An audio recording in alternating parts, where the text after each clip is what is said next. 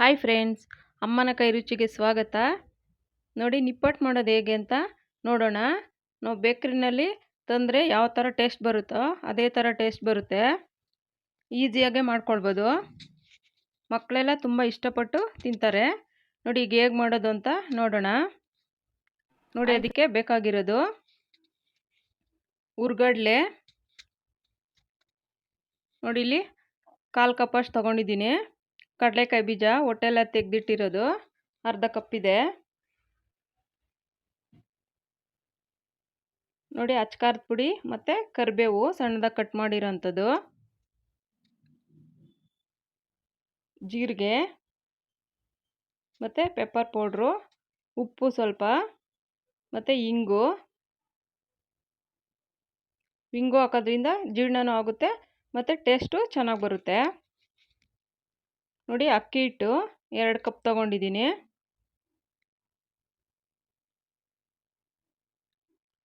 ನೋಡಿ ಈಗ ಮಿಕ್ಸಿ ಜಾರ್ಗೆ ಹುರಿದಿರೋಂಥ ಕಡಲೆ ಬೀಜ ಒಟ್ಟು ತೊಗೊಂಡಿರೋದು, ಒಟ್ಟು ತೆಗೆದಿರೋಂಥದ್ದು ಮತ್ತು ಹುರ್ಗಡ್ಲೆ ಹಾಕಿ ಸ್ವಲ್ಪ ನೈಸಾಗಿ ಏನು ರುಬ್ಬೋದು ಬೇಡ, ಸ್ವಲ್ಪ ಈ ಥರ ತರಿ ಪೌಡ್ರ್ ಮಾಡ್ಕೊಳ್ಬೇಕು.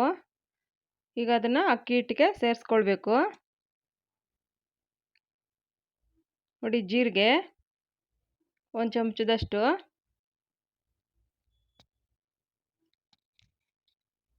ನೋಡಿ ಚಿಲ್ಲಿ ಪೌಡ್ರು ಮತ್ತು ಕರಿಬೇವು ಸಣ್ಣದಾಗಿ ಕಟ್ ಮಾಡ್ಕೊಂಡಿರೋಂಥದ್ದು. ತುಂಬ ಚೆನ್ನಾಗಿರುತ್ತೆ ಕರಿಬೇವು ಹಾಕೋದ್ರಿಂದ. ಇಂಗು ಸ್ವಲ್ಪ, ರುಚಿಗೆ ತಕ್ಕಷ್ಟು ಉಪ್ಪು. ಈಗ ನೀರು ಹಾಕೋಕ್ಕೆ ಮುಂಚೆನೇ ಈ ಥರ ಚೆನ್ನಾಗಿ ಮಿಕ್ಸ್ ಮಾಡ್ಕೊಳ್ಬೇಕು. ಎಲ್ಲ ಕಡೆ ಚೆನ್ನಾಗಿ ಮಿಕ್ಸ್ ಆಗುತ್ತೆ. ಆಮೇಲೆ ನೀರು ಹಾಕ್ಕೊಂಡು ಕಲಿಸ್ಕೊಳ್ಬೇಕು. ನೋಡಿ ಸ್ವಲ್ಪ ಎಣ್ಣೆ ಹಾಕಿದ್ದೀನಿ ನಾನಿಲ್ಲಿ. ಫಸ್ಟ್ ಎಣ್ಣೆ ಹಾಕ್ಬಿಟ್ಟು ಸ್ವಲ್ಪ ಈ ಥರ ಮಿಕ್ಸ್ ಮಾಡಿಕೊಂಡು ಆನಂತರ ನೀರನ್ನ ಸೇರಿಸ್ಕೊಳ್ಬೇಕು.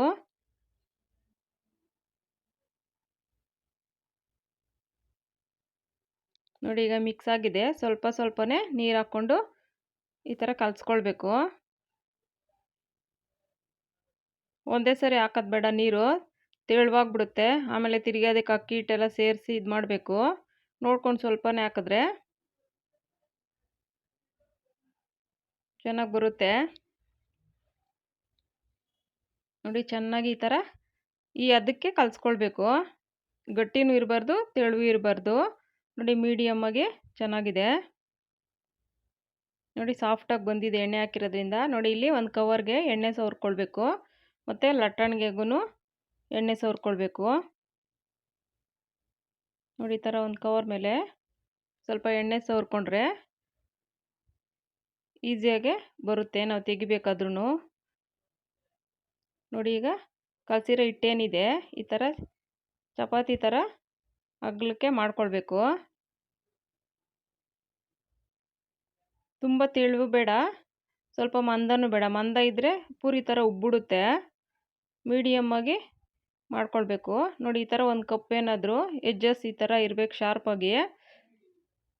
ಇಲ್ಲಾಂದರೆ ಏನಾದರೂ ಒಂದು ಪ್ಲಾಸ್ಟಿಕ್ದ್ರಲ್ಲಾದರೂ ಮಾಡ್ಕೊಳ್ಬೋದು.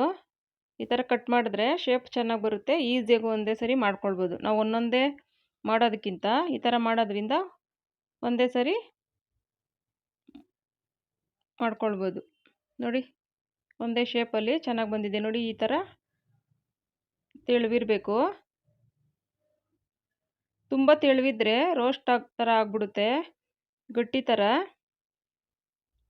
ನೋಡಿ ಇನ್ನೊಂದು ಟೈಮು ಅದೇ ಥರನೇ ಮಾಡ್ತಾಯಿದ್ದೀನಿ. ತುಂಬ ಮಂದ ಇದ್ರೂ ಪೂರಿ ಥರ ಉಬ್ಬಿಡುತ್ತೆ. ನೋಡ್ಕೊಂಡು ಮೀಡಿಯಮ್ಮಾಗೆ ಮಾಡ್ಕೊಳ್ಬೇಕು. ಈ ಥರ ಮಾಡೋದ್ರಿಂದ ಬೇಗನೂ ಆಗುತ್ತೆ. ನಾವು ಒಂದೊಂದೇ ಲಟ್ಸೋದಕ್ಕಿಂತ ಈ ಥರ ಮಾಡಿದ್ರೆ ಶೇಪು ಚೆನ್ನಾಗಿದೆ. ನೋಡಿ ಎಣ್ಣೆ ಕಾದಿದೆ.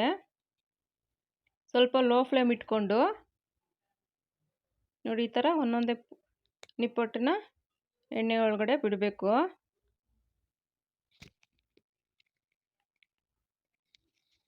ಲೋ ಫ್ಲೇಮಲ್ಲಿ ಮಾಡೋದ್ರಿಂದ ಚೆನ್ನಾಗಿ ಹದವಾಗಿ ಎಲ್ಲ ಕಡೆನೂ ಕರೆಕ್ಟಾಗಿ ಆಗುತ್ತೆ. ಮಕ್ಕಳೆಲ್ಲ ತುಂಬಾ ಇಷ್ಟಪಟ್ಟು ತಿಂತಾರೆ. ಸಂಜೆ ಟೀ ಟೈಮಲ್ಲೆಲ್ಲ ತಿನ್ನೋಕ್ಕೂ ಚೆನ್ನಾಗಿರುತ್ತೆ. ನಾವು ಬೇಕ್ರಿನಲ್ಲಿ ತಂದು ತಿನ್ನೋದಕ್ಕಿಂತ ಮನೆಯಲ್ಲೇ ಮಾಡಿಕೊಂಡು ರುಚಿಯಾಗೂ ತಿನ್ಬೋದು, ಶುಚಿಯಾಗೂ ಇರುತ್ತೆ. ನೋಡಿ ಸ್ವಲ್ಪ ಬಣ್ಣ ಬದಲಾಗ್ತಾ ಇದ್ದಂಗೆ ತೆಗೆದ್ಬಿಡ್ಬೇಕು.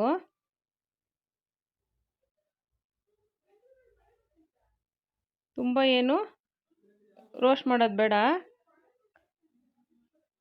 ಕಲರ್ ತುಂಬ ಚೇಂಜ್ ಆಗುತ್ತೆ. ಸ್ವಲ್ಪ ಮೀಡಿಯಮ್ ಕಲರ್ ಇದ್ದಂಗೆ ತೆಗೆದ್ರೆ ಆ ಬಿಸಿಗೆ ಕಲರ್ ಸ್ವಲ್ಪ ಚೇಂಜ್ ಆಗುತ್ತೆ, ಚೆನ್ನಾಗಾಗುತ್ತೆ ಆಗ.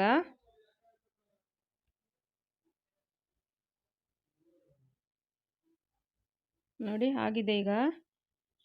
ನೀವು ಒಮ್ಮೆ ಮನೇಲಿ ಟ್ರೈ ಮಾಡಿ ನೋಡಿ, ಈಸಿಯಾಗಿ ಮಾಡ್ಕೊಳ್ಬೋದು. ನೋಡಿ ತುಂಬಾ ಚೆನ್ನಾಗಿ ಬಂದಿದೆ. ಬೇಕ್ರಿನಲ್ಲಿ ತಂದರೆ ಯಾವ ಥರ ಇರುತ್ತೋ ಅದೇ ಥರ ಇದೆ. Thank you friends.